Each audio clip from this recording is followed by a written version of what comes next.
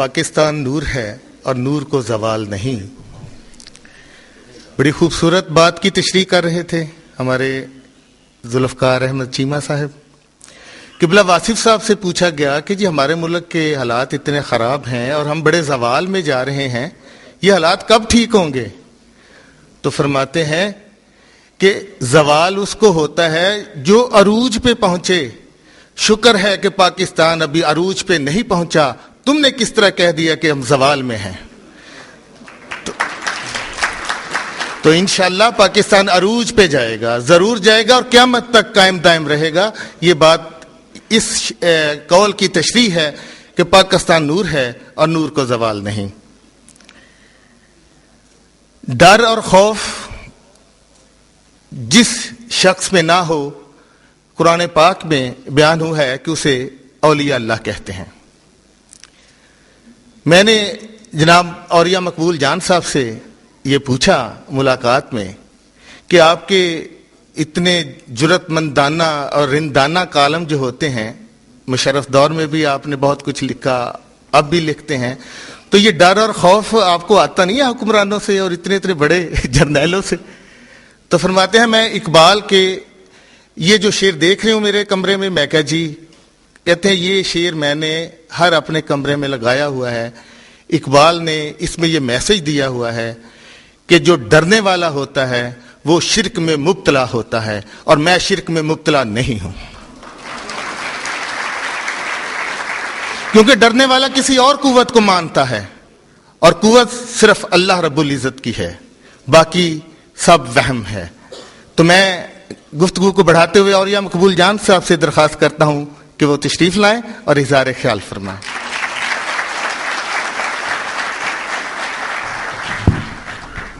نحمدہ و نصلی علی رسول الکریم. بسم اللہ الرحمن الرحیم. رب اشرح لی صدری ویسر لی امری واحلل عقدۃ من لسانی یفقہوا قولی. صدق اللہ العظیم.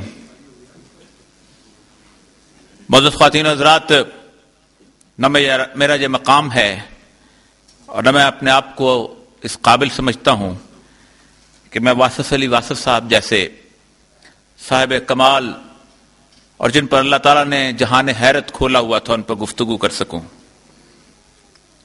یہ ایک حاضری ہے کہ جو کبھی میں کوئٹہ سے آ کے واصف صاحب کے حضور دیا کرتا تھا اور آج جہاں اس محفل میں دے رہا ہوں.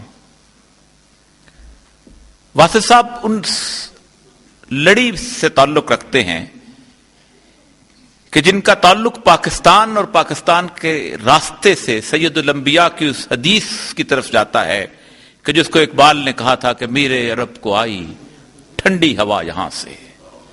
یہ وہ سرزمین ہے جہاں سے سید الانبیاء کو ٹھنڈی ہوا آیا کرتی تھی، جس سے سید الانبیاء کی امیدیں وابستہ تھیں.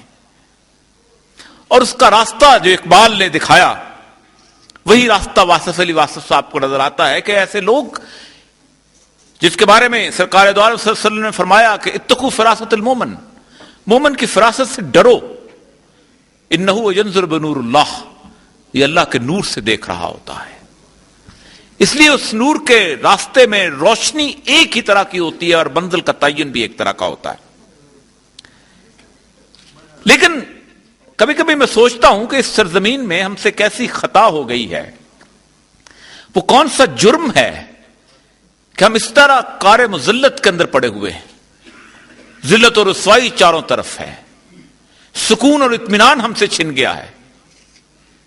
کیا ہم زندگی کے اندر اس سرزمین کے وارث بھی ہیں یا نہیں، یا کوئی اللہ تعالیٰ کوئی اور وارث پیدا کرنا چاہتا ہے اس دنیا میں؟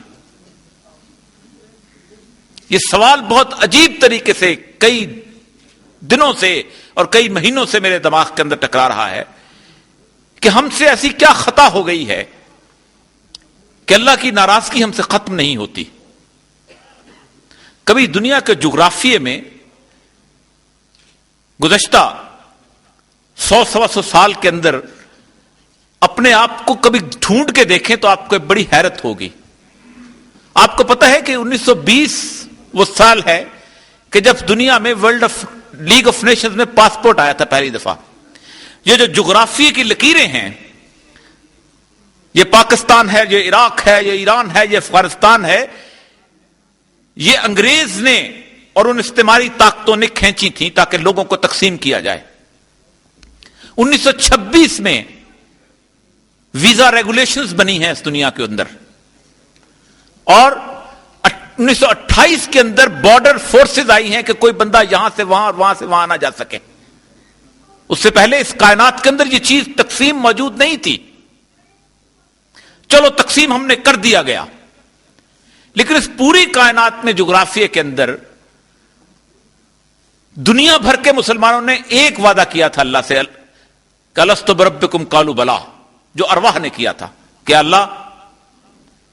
اللہ نے پوچھا کون ہے تمہارا رب، تو ہم نے کہا کیا اللہ نے پوچھا کیا میں تمہارا رب نہیں ہوں، تو آپ نے کہا ہم، تم ہمارے رب ہو۔ ہم نے زندگی کے اندر ہوش اور اقرار کے اندر دوسرا وعدہ کیا تھا، ہمارے آباء و اجداد نے کیا اور ہم نے بھی کیا۔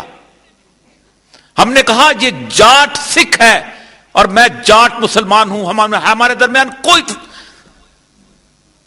تمیز نہیں ہے، ہمارے درمیان ایک لکیر کھینچی جا چکی ہے، یہ راجپوت ہندو ہے اور میں راجپوت مسلمان ہوں، یہ سکھ گورکھا ہے اور میں مسلمان گورکھا ہوں۔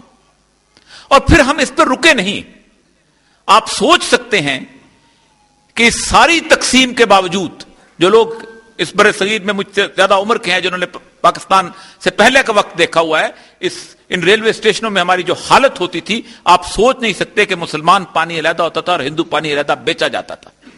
اور جن لوگوں کو خدا توفیق دے تو کبھی ہندوستان جا کے دیکھے، میں نے 18 شہر گھومے ہیں، کیفیت اس ملک کی یہ ہے، میں انعام بتانا چاہتا ہوں کہ آپ آنکھیں بند کر دیں اور گاڑی کے اندر بیٹھے ہوں اور گاڑی کی کھڑکی کھول دیں تو جہاں سے بدبو آنا شروع ہو جائے گی، سمجھو مسلمانوں کی آبادیاں شروع ہو گئی ہیں۔ دلت 40% کے قریب بلو پاورٹی لائن پہ رہتے ہیں، جنہیں شودر کہا جاتا ہے، جو مرے ہوئے سور اور مرے ہوئے گدھے تک کھاتے ہیں، اور مسلمان 42% بلو پاورٹی لائن پہ رہتے ہیں۔ پوری کی پوری انڈین بارڈر سیکورٹی فورسز میں 3 مسلمان ہیں، ان کی ایف بی آئی میں 1 مسلمان ہے۔ یہ وہ نعمت ہے جو ہم نے تخلیق کی تھی، لیکن اس تخلیق میں 10 لاکھ شہداء نے خون دیا تھا، جو اس وجہ سے نہیں کاٹے گئے تھے کہ وہ زبان غیر کی بولتے ہیں، جو اس وجہ سے نہیں کاٹے گئے تھے کہ ان کا رنگ مختلف ہے، جو اس وجہ سے قربان نہیں ہوئے تھے کہ وہ کسی اور نسل، رنگ یا زبان یا عقیدے کے ساتھ وابستہ ہیں، وہ صرف اس لیے ذبح کیے گئے تھے کہ وہ اللہ تعالیٰ اور اللہ کے رسول کو مانتے تھے، اور انہوں نے ایک واضح طور پر لائن کھینچ دی تھی کہ ہم تم سے اس لیے علیحدہ ہیں، بے شک ہمارے دادا پردادا اور چکر دادا ایک تھے، لیکن ہم تم سے اس لیے علیحدہ ہو گئے ہیں کہ ہم محمد عربی صلی اللہ علیہ وسلم کی غلامی ہم نے قبول کر لی۔ تو میں عرض کر رہا تھا کہ ہم نے ایک وعدہ کیا تھا اور اس وعدے کے اوپر 10 لاکھ شہداء کی قربانیاں دی تھی۔ وہ شہداء میرے اللہ کو بہت عزیز ہیں، وہ ان کی قسمیں کھاتا ہے، واللادیات ذبحا فالبوریات قدحا فالمغیرات صبحا، ان کی قسمیں کھاتا ہے، ان کے گھوڑوں کے سموں کی قسمیں کھاتا ہے، جنگ میں نکلتے ہیں۔ آپ حیران ہوں گے کہ یہ مثال اگر پڑھیں تو قرآن جو ہے تاریخ کی مثالیں دے کے آپ کو سمجھاتا ہے، یہ ہماری مثال بنی اسرائیل سے کوئی مختلف نہیں ہے۔ یذبحون ابناءہم ویستحیون نساءہم، تم ایسی غلامی کے شکار تھے کہ تمہارے مردوں کو ذبح کر دیتے تھے، عورتوں کو عیاشی کے لیے زندہ رکھتے تھے۔ اللہ نے ہمیں اس بدترین غلامی سے نجات دی ہے۔ میں صرف اس لیے عرض کر رہا ہوں کہ صرف وہ لوگ جو ایک طرف بارڈر کراس کر کے اس غلامی کی کیفیت کو دیکھ لیں، بامبے میں 38% مسلمان ہیں، بنارس میں 37% مسلمان ہیں، اورنگ آباد میں 40% کے قریب مسلمان ہیں، پورے کے پورے گجرات کے اس مین شہروں کے اندر 40 کے قریب مسلمان ہیں۔ جہاں جہاں اس تعداد میں مسلمان موجود ہیں، وہاں پر سب سے زیادہ متعصب بی جے پی کا میئر ہوگا، اور جس کیفیت کے اندر وہ لوگ زندہ ہیں آپ سوچ نہیں سکتے۔ یہ اس غلامی سے آپ کو نجات ملی، جو غلامی آپ تصور نہیں کر سکتے تھے اگر آپ کے ساتھ رہتی۔ ہمارے یہاں اکثر کہا جاتا ہے کہ پاکستان بنیادی طور پر جمہوریت کی پیداوار ہے، ہم بنیادی طور پر اینٹی جمہوریت کی پیداوار ہے۔ اگر جمہوریت کی پیداوار ہوتے تو ہندو اکثریت میں تھے، اسی لیے تو اقبال نے اس وقت کہا تھا کہ ہم نے خود شاہی کو پہنایا ہے جمہوری لباس، جب کبھی آدم ہوا ہے خود شناس و خود نگی. ابلیس یہی کہتا ہے کہ ہم نے خود 400 لوگوں کے اندر ایک فرعون کا اقتدار جو ہے وہ تقسیم کر کے رکھ دیا.